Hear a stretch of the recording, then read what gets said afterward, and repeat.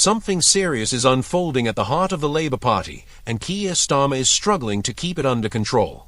What started as a quiet murmur of discontent has escalated into open rebellion, with MPs openly challenging their leader while he scrambles behind closed doors to contain the fallout.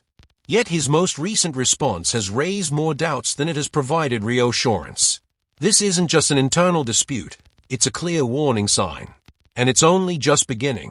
What's happening behind the scenes in Westminster speaks volumes about the fragility of Starmer's leadership.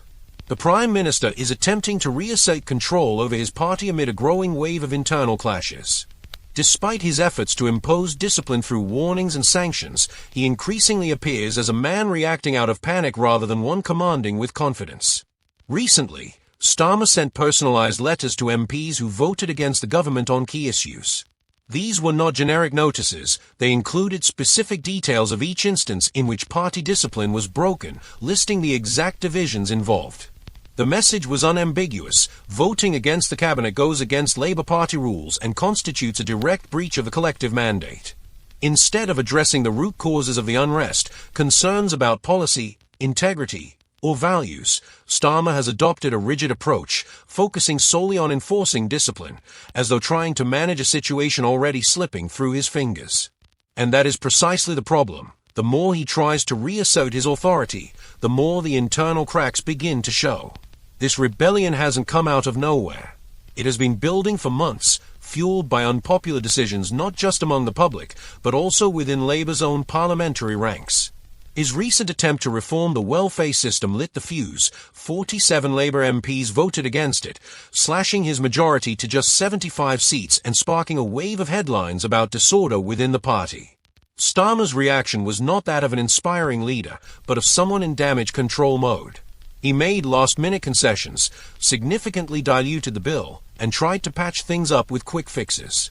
In the end, many MPs dropped their opposition not because they supported the reforms, but because they realized they could leverage enough pressure to force minor changes. Rather than demonstrating strength, this episode exposed just how weak Starmer's grip on the Labour Party truly is. To make matters worse, he recently suspended 4 MPs, citing repeated breaches of party discipline. The move, widely seen as a left-wing purge, was announced just hours before the summer recess. Was it a coincidence, or a strategic attempt to avoid prolonged scrutiny? Either way, it left a troubling impression.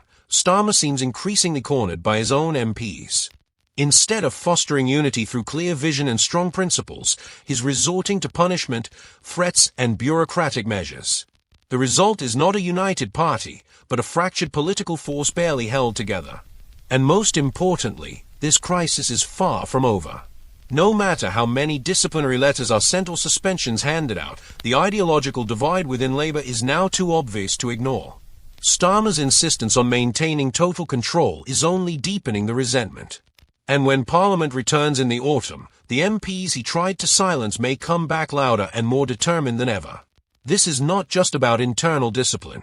It raises a far bigger question: what does the Labour Party truly stand for under Keir Starmer's leadership? Has it become a centrist project aligned with the political establishment, or does it still carry the legacy of a working-class movement fighting for social justice? For now, all signs suggest that Starmer isn't interested in dialogue or diversity of thought. He wants obedience. But by demanding loyalty while ignoring dissenting voices, he's exposing an uncomfortable truth: his leadership is falling apart from within.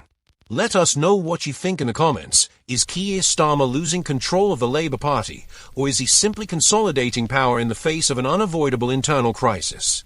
We're reading your thoughts. And if you haven't already, make sure to like the video and subscribe to the channel for more updates from across the UK. See you in the next one.